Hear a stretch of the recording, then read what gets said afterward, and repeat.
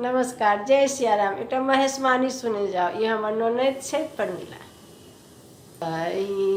पार गंगा ओई पार जमुना बीचे बहाए जलधार गे माई ओही ठामा गौरी चरण पखारथी ओही ठामा जोगिया ठार गे माई ताबीते में जोगिया चरा पकड़लनी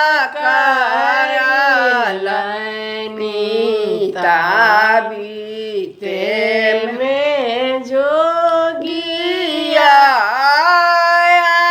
चरा पकड़ी लेला छोरू छोरू आहे जोगी हमारो चरबा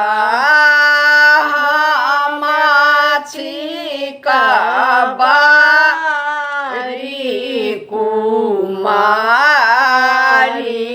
गे माई बाबा सुनत हाथी चढ़िया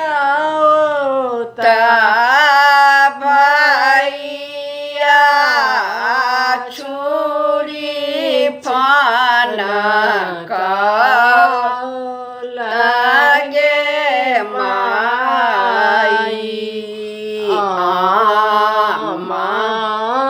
सुनत जहर बिखा खाएती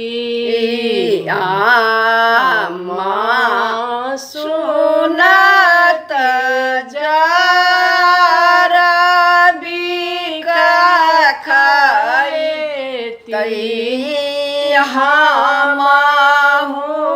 हमारा बजल डूबी गे माई